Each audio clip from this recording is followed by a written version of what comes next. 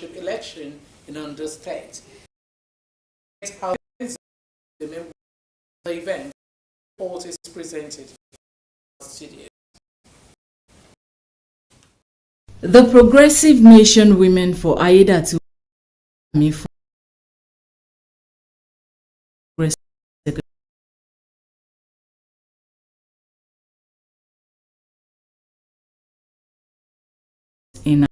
for Governor Lucky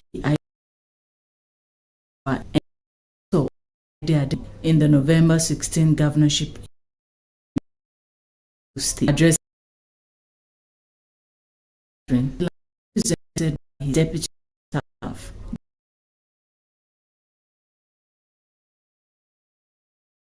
For the party, the deputy governor appealed to the women group to get their PVCs ready, as that is the only way the APC can win the election. It's not enough for us to keep singing. No matter the amount of song you are going to sing, it is voters' card that can take the man and all of us to the promised land. Let us put our resources together, our strategic thought and thinking together, and decide on how to run this campaign. The chairman of All Progressives Congress in the state, Ade Adetimehin, also appreciated the group for supporting Governor Lucky Aiyedatiwa Olaide Adelami. For one, you are the only obstacle. Take me at the about the Chiche Paco, election is one. And how do we do it? Go back to your work. Go back to your unit. Go back to your local government. And senior special Mrs. Bayo, I know. Over time, that they can accountable in leadership position and are competent to head strategic position in government.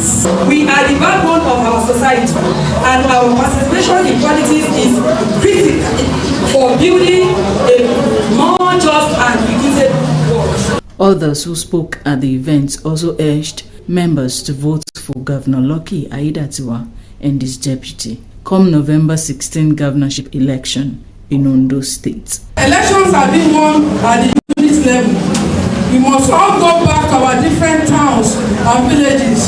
So the governor is doing so much to make life of women better across the state, and that is why women are told need to know that the governor Lucky Aiyedatiwa is the man for the job, is the man to support, and the man to vote for come November 16, 2024. My admonition to them is to continue to work together with the party and the campaign structure to ensure that we bring out the voters out there so that they can vote massively for the candidates of our party, His Excellency Lucky Aiyedatiwa. The event ended with the assurance that the people of the state are ready for Lucky Aiyedatiwa and his deputy, Dr. Olaide Adelami, at the governorship election in Ondo State.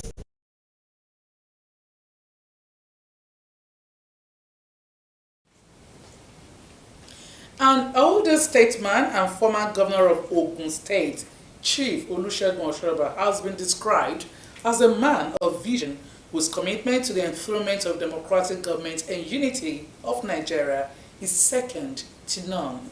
President Bola Tinubu at the launch and public presentation of a book authored by Chief Osrc entitled My Life in the Public Eye urged leaders at all levels to document their experiences and provide guidance for future generations. Governor Lucky Aiyedatiwa was among notable Nigerians at the event, said the former Ogun State governor is a passionate leader who is committed to a prosperous nation. Government House correspondent Wahab Bankole reports. It was a gathering of who is who in Nigeria, as the setting had top government functionaries led by President Bola Tinubu, represented by his vice Kashim Shettima, Governor Lucky Aiyedatiwa, former and serving governors, past and current members of the National Assembly, led by the Senate President Godswill Akpabio, captains of industry, philanthropists, royal fathers, political associates, family members, and well-wishers. The people gathered to honor an elder statesman and former governor of Ogun State, Chief Olusegun Osrc, at the book launch and public presentation, marking his 85th birthday celebration.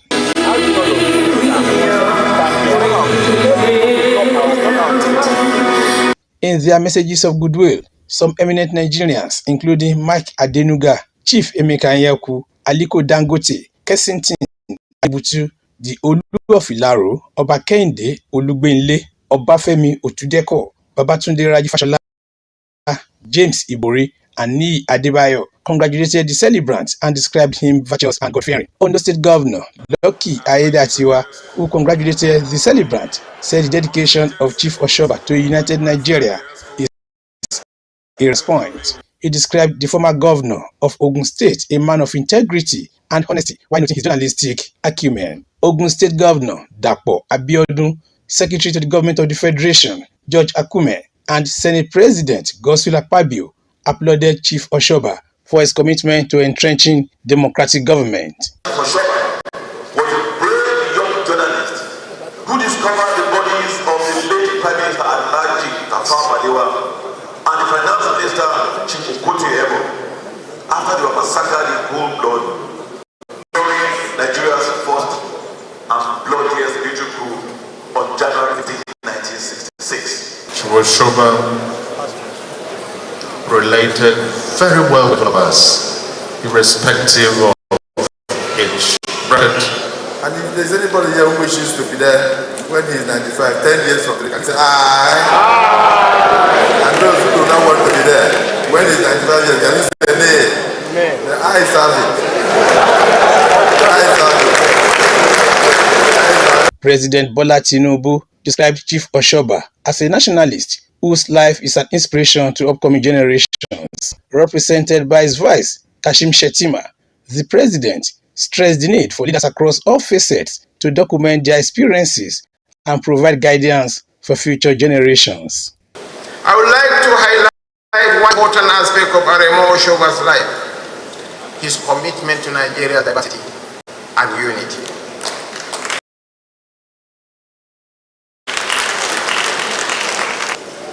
We must remember doing it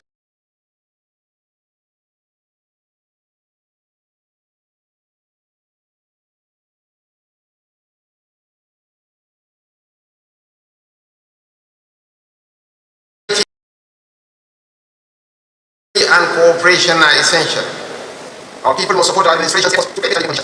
We are taking steps to continue to drive local production and ensure that we produce what we eat and use locally. The celebrant, Chief Olusegun Oshoba, who appreciated God for his grace, said his commitment to a better Nigeria remains unwavering.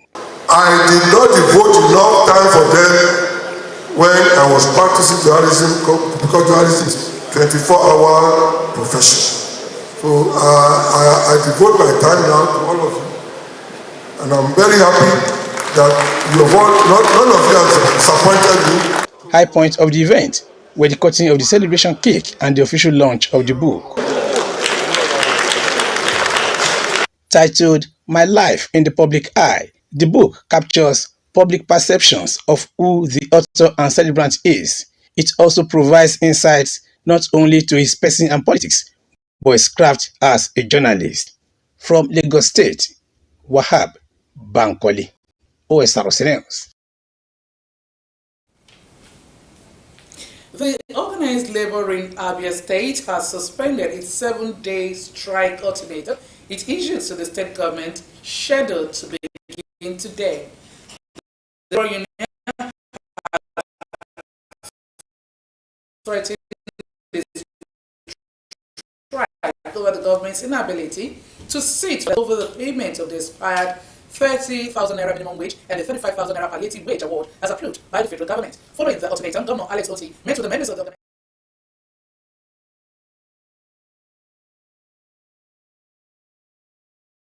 amount that the least paid worker in the state should receive as minimum wage, among other issues. The state NLC chairman, Comrade Ogbonnaya Okoro, alleged that the government was currently paying 20,100 naira, while workers in the local governments received 18,000 naira as minimum wage. However, said records available to him showed that the state was paying 30,000 naira minimum wage. The Nigerian Air Force says the air component of Operation Wellstroke has eliminated scores of terrorists in recent airstrikes in their enclaves at Giwa and Igabi local government areas of Kaduna State. The Director of Public Relations and Information, Air Vice Marshal Edward Gabwe, said the air operations had continued unabated with remarkable levels of success being recorded in spite of the weather challenges hampering ongoing efforts to diminish the capabilities of criminal elements in the northwest. He said one of the strikes was carried out at Alhaji Lai's enclave situated in Kufanshantu village in the Giwa local government area. Gabwe said terrorist logistics tucked under thick foliage were also destroyed. According to him, similar strikes conducted on over terrorist camps include Malum Forest in the Gabi local government area also recorded positive outcomes. The Chief Officer of Dangote Refinery has revealed that the Nigerian National Petroleum Corporation now owns only 7% stake in the refinery. Dangote, a journalist in Lagos State, said the figure reduced from the initial 20%, which means that NNPC no longer owns a 20%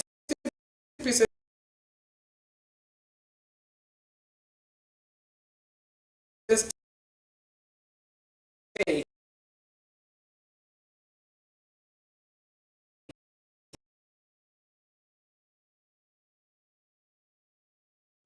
in the Dangote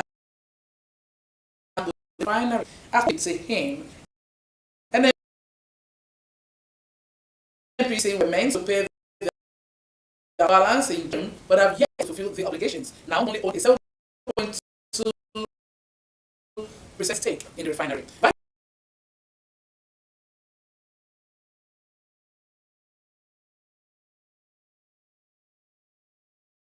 President Bola Tinubu's executive order of pharmaceuticals to effectively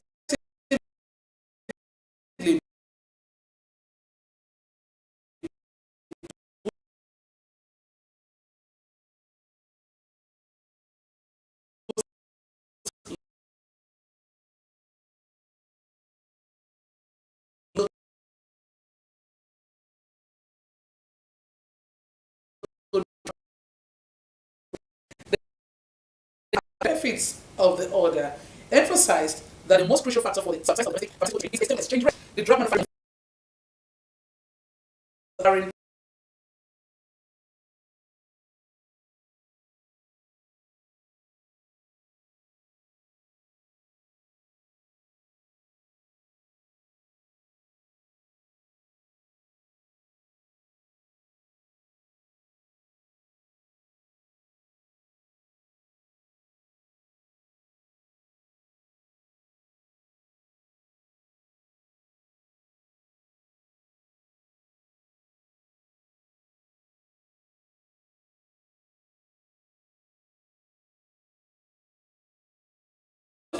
to develop green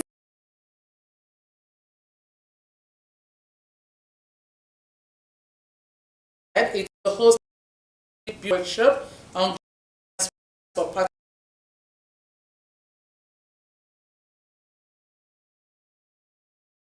limited strategic initiative funded by the Capital Management Minister by the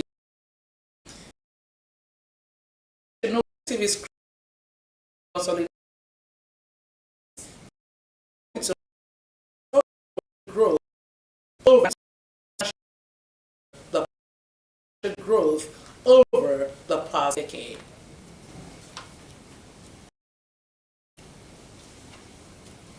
Museum in the United States has concluded plans to hand over a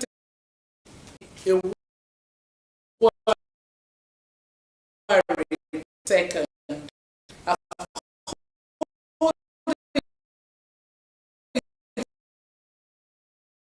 the chief press secretary to the traditional ruler Osai Bovo Igbo. The artifacts were looted from the past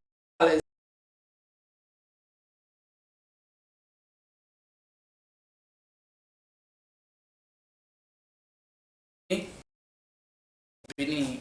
The Swedish ambassador to Nigeria, Annika Anglon,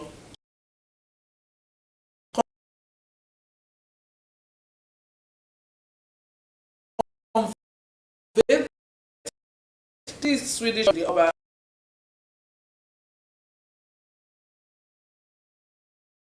in May when she called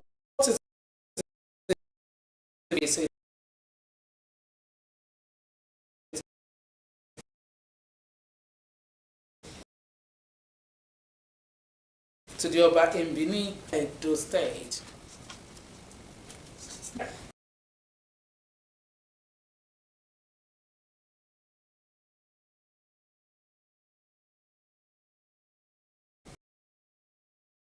Is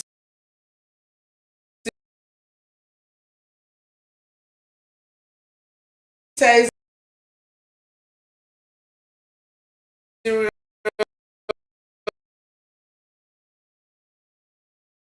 Nairobi described the suspect as a psychopathic serial killer who was for respect for human life. Acting Inspector General of Police Douglas Kanja said the 33-year-old prime suspect had been arrested in a joint operation by the Directorate of Criminal Investigations and the National Police Service. He said a total of 9 bodies had now been recovered so far and that autopsies on the victims will be carried out. Polling stations have opened across Rwanda for presidential and parliamentary elections, with African nations leader Paul Kagame set to cruise to victory and extend his rule for another 5 years. Rwanda's leader since the end of the 1994 genocide and president since 2000, Kagame faces only 2 challenges after several prominent critics were barred from standing. The lineup is a carbon copy of the last election in 2017, when Kagame obliterated his rivals with almost 99% of the vote, and there is little doubt about the outcome this year.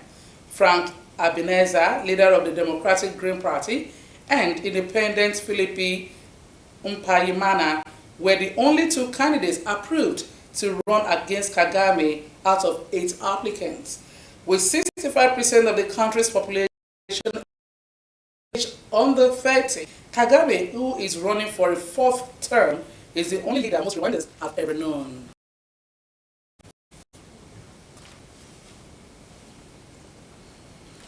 Just 2 days after the assassination attempt on Donald Trump, one of the most important events in an American election year is set to begin. Trump, who is the presumptive Republican, has arrived in Milwaukee ahead of the Republican National Convention. The Secret Service says security measures are already tight at and around the venue. The U.S. Republican Party says that convention will still go ahead today, despite the assassination attempts on Trump. Thousands of delegates are in